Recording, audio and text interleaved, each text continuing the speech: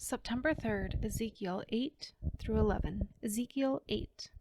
In the 6th year, in the 6th month, on the 5th day, while I was sitting in my house, and the elders of Judah were sitting before me, the hand of the sovereign Lord came on me there. I looked, and I saw a figure like that of a man. From what appeared to be his waist down was like fire, and from there up his appearance was as bright as the glowing metal. He stretched out what looked like a hand, and took me by the hair of my head.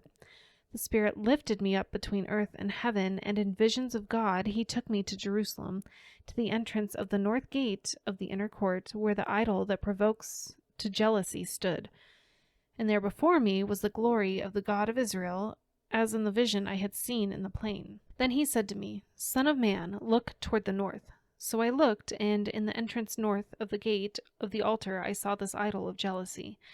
And he said to me, Son of man, do you see what they are doing? The utterly detestable things the Israelites are doing here, things that will drive me far from my sanctuary. But you will see things that are even more detestable. Then he brought me to the entrance of the court. I looked, and I saw a hole in the wall. He said to me, Son of man, now dig into the wall. So I dug into the wall and saw a doorway there. And he said to me, Go in and see the wicked and detestable things they are doing here. So I went in and looked, and I saw portrayed all over the walls all kinds of crawling things and unclean animals and all the idols of Israel. In front of them stood 70 elders of Israel, and Jezaniah, son of Shaphan, was standing among them. Each had a censer in his hand, and a fragrant cloud of incense was rising. He said to me, Son of man, have you seen what the elders of Israel are doing in the darkness, each at the shrine of his own idol? They say, The Lord does not see us. The Lord has forsaken this land. Again, he said, You will see them doing things that are even more detestable. Then he brought me to the entrance of the north gate of the house of the Lord, and I saw women sitting there, mourning the god Tammuz. He said to me, Do you see this, son of man? You will see things that are even more detestable than this. He then brought me into the inner court of the house of the Lord, and there at the entrance to the temple, between the portico and the altar, were about 25 men. With their backs toward the temple of the Lord and their faces toward the east, they were bowing down to the sun in the east. He said to me, Have you seen this, son of man? Is it a trivial matter for the people of Judah to do the detestable things they are doing here? Must they also fill the land with violence and continually arouse my anger? Look at them putting the branch to their nose. Therefore I will deal with them in anger. I will not look on them with pity or spare them. Although they shout in my ears, I will not listen to them. Ezekiel 9. Then I heard him call out in a loud voice, Bring near those who are appointed to execute judgment on the city, each with a weapon in his hand. And I saw 6 men coming from the direction of the upper gate, which faces north, each with a deadly weapon in his hand. With them was a man clothed in linen, who had a writing kit at his side. They came in and stood beside the bronze altar. Now the glory of the God of Israel went from above the cherubim, where it had been, and moved to the threshold of the temple. Then the Lord called to the man clothed in linen, who had the writing kit at his side, and said to him, Go throughout the city of Jerusalem, and put a mark on the foreheads of those who grieve and lament over all the detestable things that are done in it. As I listened, he said to the others, Follow him through the city and kill, without showing pity or compassion. Slaughter the old men, the young men and women, the mothers and children, but do not touch anyone who has the mark. Begin at my sanctuary. So they began with the old men who were in front of the temple. Then he said to them, Defile the temple and fill the courts with the slain. Go. So they went out and began killing throughout the city. While they were killing and I was left alone, I fell face down, crying out, Alas, sovereign Lord, are you going to destroy the entire remnant of Israel in the outpouring of your wrath on Jerusalem? He answered me, The sin of the people of Israel and Judah is exceedingly great. The land is full of bloodshed, and the city is full of injustice. They say, The Lord has forsaken the land, the Lord does not see.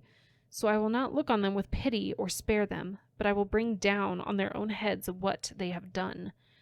Then the man in linen, with the writing kit at his side, brought back word, saying, I have done as you commanded. Ezekiel 10. I looked, and I saw the likeness of a throne of lapis lazuli above the vault that was over the heads of the cherubim. The Lord said to the man clothed in linen, Go in among the wheels beneath the cherubim. Fill your hands with burning coals from among the cherubim and scatter them over the city. And as I watched, he went in. Now the cherubim were standing on the south side of the temple when the man went in, and a cloud filled the inner court. Then the glory of the Lord rose from above the cherubim and moved to the threshold of the temple. The cloud filled the temple, and the court was full of the radiance of the glory of the Lord. The sound of the wings of the cherubim could be heard as far away as the outer court, like the voice of God Almighty when he speaks. When the Lord commanded the man in linen, "Take fire from among the wheels, from among the cherubim," the man went in and stood beside a wheel. Then one of the cherubim reached out his hand, and the fire that was among them. He took up some of it and put it into the hands of the man in linen, who took it and went out. Under the wings of the cherubim could be seen what looked like human hands. I looked, and I saw beside the cherubim 4 wheels, one beside each of the cherubim. The wheels sparkled like topaz. As for their appearance, the 4 of them looked alike. Each was like a wheel intersecting a wheel. As they moved, they would go in any one of the 4 directions the cherubim faced. The wheels did not turn about as the cherubim went.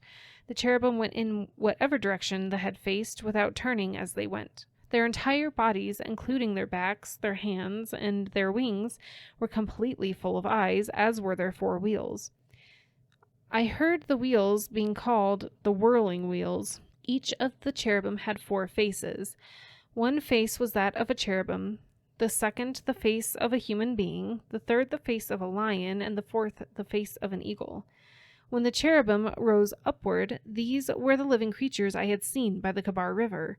When the cherubim moved, the wheels beside them moved, and when the cherubim spread their wings to rise from the ground, the wheels did not leave their side. When the cherubim stood still, they also stood still, and when the cherubim rose, they rose with them, because the spirit of the living creatures was in them. Then the glory of the Lord departed from over the threshold of the temple and stopped above the cherubim. While I watched, the cherubim spread their wings and rose from the ground, and as they went, the wheels went with them. They stopped at the entrance of the east gate of the Lord's house, and the glory of the Lord of Israel was above them. These were the living creatures I had seen beneath the God of Israel by the Kabar River, and I realized that they were cherubim. Each had 4 faces and 4 wings, and under their wings was what looked like human heads. Their faces had the same appearance as those I had seen by the Kabar River. Each one went straight ahead. Ezekiel 11. Then the Spirit lifted me up and brought me to the gate of the house of the Lord that faces east. There at the entrance of the gate were 25 men, and I saw among them Jezaniah, son of Azur, and Pelatiah, son of Benaiah, leaders of the people. The Lord said to me, "Son of man, these are the men who are plotting evil and giving wicked advice in the city. They say, 'Haven't our houses been recently rebuilt? The city is a pot, and we are the meat in it.' Therefore prophesy against them. Prophecy, son of man." Then the Spirit of the Lord came on me and told me to say, "This is what the Lord says. This is what you are saying, you leaders in Israel, but I know what is going through your mind. You have killed many people in the city and filled its streets with the dead.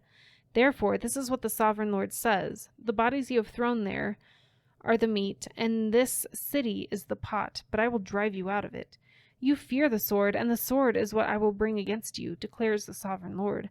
I will drive you out of the city and deliver you into the hands of foreigners and inflict punishment on you. You will fall by the sword, and I will execute judgment on you at the borders of Israel. Then you will know that I am the Lord. This city will not be a pot for you, nor will you be the meat in it. I will execute judgment on you at the borders of Israel, and you will know that I am the Lord, for you have not followed my decrees or kept my laws, but have conformed to the standards of the nations around you." Now, as I was prophesying, Pelatiah, son of Benaiah, died. Then I fell face down and cried out in a loud voice, "Alas, sovereign Lord, will you completely destroy the remnant of Israel?" The word of the Lord came to me, "Son of man, the people of Jerusalem have said of your fellow exiles and all the other Israelites, 'They are far away from the Lord. This land was given to us as our possession.' Therefore say, 'This is what the sovereign Lord says. Although I sent them far away among the nations and scattered them among the countries, yet for a little while I have been a sanctuary for them in the countries where they have gone.' Therefore say, 'This is what the sovereign Lord says. I will gather you from the nations and bring you back from the countries where you have been scattered, and I will give you back the land of Israel again. Then I will return to it and remove its vile images and detestable idols. I will give them an undivided heart and put a new spirit in them. I will remove from them their heart of stone and give them a heart of flesh. Then they will follow my decrees and be careful to keep my laws. They will be my people, and I will be their God. But as for those whose hearts are devoted to their vile images and detestable idols, I will bring down on their own heads what they have done, declares the sovereign Lord. Then the cherubim, with the wheels beside them, spread their wings, and the glory of the God of Israel was above them. The glory of the Lord went up from within the city and stopped above the mountain east of it. The Spirit lifted me up and brought me to the exiles in Babylonia in the vision given by the Spirit of God. Then the vision I had seen went up from me, and I told the exiles everything the Lord had shown me.